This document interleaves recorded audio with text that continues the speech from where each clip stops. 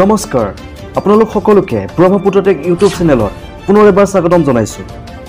দৰ্শকসকল, আজিৰ দিনটোৰ সমগ্ৰ ৰাজ্যকে ধৰি দেশ বিদেশৰ কেইবাটাও গুৰুত্বপূৰ্ণ খবৰ এই মুহূৰ্তত সংগ্ৰহ কৰা হৈছে। দৰ্শকসকল, আজিৰ দিনটোৰ প্ৰথমটো গুৰুত্বপূৰ্ণ খবৰ হৈছে পুনৰ বৰাক উপত্যকাত অধিক ভয়াৱহ হৈ পৰিছে বান পৰিস্থিতি। সমগ্ৰ বৰাক উপত্যকাত সংহাৰী ৰূপ ধাৰণ কৰিছে বান পৰিস্থিতি আৰু এই ভয়াৱহ বান পৰিস্থিতিৰ ফলত স্কুলসমূহৰ লগতে মহাবিদ্যালয়সমূহ বন্ধ কৰিছে জিলা প্ৰশাসনে আৰু আগন্তুক 3 দিন পৰ্যন্ত সকলো শিক্ষানুষ্ঠান বন্ধ থাকিব বুলি ঘোষণা কৰিছে কৰিমগঞ্জ জিলা আয়ুক্তই। দৰ্শকসকল, আগবাঢ়িছো পৰৱৰ্তী খবৰটোলৈ।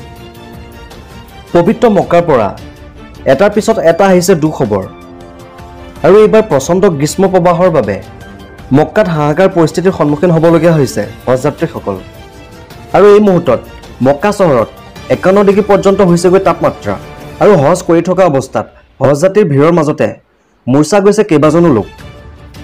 আৰু আমাৰ হাতত আহি পৰা তথ্য অনুসৰি সমগ্ৰ বিশ্বৰ পৰা প্ৰায় 1.8 মিলিয়ন লোকৰ আগমন হৈছে মক্কা চহৰলৈ।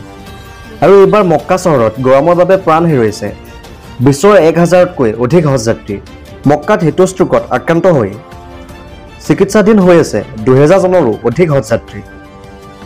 আৰু নিহত অধিকাংশ লোকেই ইজিপ্ত, জৰ্ডান, ইণ্ডোনেছিয়া, ইৰাণ আৰু চেংগালৰ বাসিন্দা বুলি জানিব পৰা গৈছে। আৰু এই পৰ্যন্ত অসমৰো কেইবাগৰাকী হজযাত্ৰীৰ মৃত্যু হৈছে বুলি জানিব পৰা গৈছে। আৰু গৰমৰ বাবে নিহতৰ সংখ্যা আৰু অধিক বৃদ্ধিৰ সম্ভাৱনা আছে বুলি জানিব পৰা গৈছে। আৰু যিসমূহ হজযাত্ৰীৰ মৃত্যু হৈছে তেওঁলোকৰ মৃতদেহসমূহ পৰিয়ালক গতাই দিয়াৰ বাবে যোগাযোগ কৰিছে ছৌদি চৰকাৰে।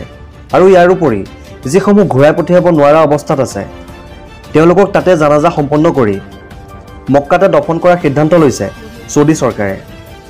দৰ্শকসকল, আগবাঢ়িছো পৰৱৰ্তী খবৰটোলৈ। দিল্লীৰ সুৰা কেলেংকাৰী গোচৰত অৰবিন্দ কেজৰিৱালে জামিন লাভ কৰিছে। আৰু আমি জানিব পৰা মতে দিল্লীৰ মুখ্যমন্ত্ৰীগৰাকীয়ে আজি কাৰাগাৰৰ পৰা মুক্ত হোৱাৰ সম্ভাৱনা আছে। কিন্তু এতিয়া কেজৰিৱালৰ মুক্তিৰ ক্ষেত্ৰত লাগিছে কণা, কাৰণ কেজৰিৱালৰ জামিনৰ বিৰোধিতা কৰি দিল্লী উচ্চ ন্যায়ালয়ৰ দ্বাৰস্থ হৈছে ইডি। আৰু আমি জানিব পৰা মতে উচ্চ ন্যায়ালয়ে শুনানি সম্পূৰ্ণ হোৱালৈ অৰবিন্দ কেজৰিৱালৰ জামিনত স্থগিতাদেশ জাৰি কৰিছে। বৰ্তমান তিহাৰ জেলত বন্দী হৈ আছে কেজৰিৱাল। দৰ্শকসকল, আগবাঢ়িছো পৰৱৰ্তী খবৰটোলৈ। প্ৰশ্নকাকত ফাদিল হোৱাৰ অভিযোগ উত্থাপন হোৱাৰ পিছতে পৰীক্ষা অনুষ্ঠিত হোৱাৰ এদিন পিছতে কেন্দ্ৰীয় চৰকাৰে তৎকালীনভাৱে বাতিল কৰিলে নীট পৰীক্ষা।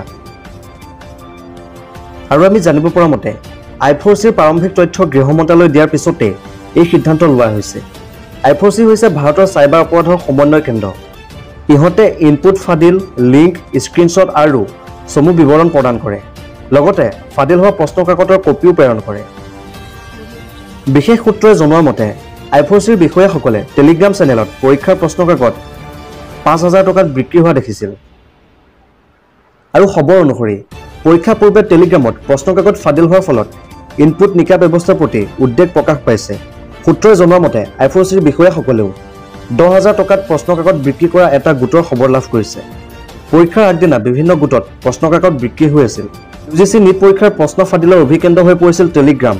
এই সকলোবোৰ টেলিগ্ৰাম গোটৰ I4Cৰ প্ৰাৰম্ভিক ইনপুটত বিশদভাৱে উল্লেখ কৰা হৈছে।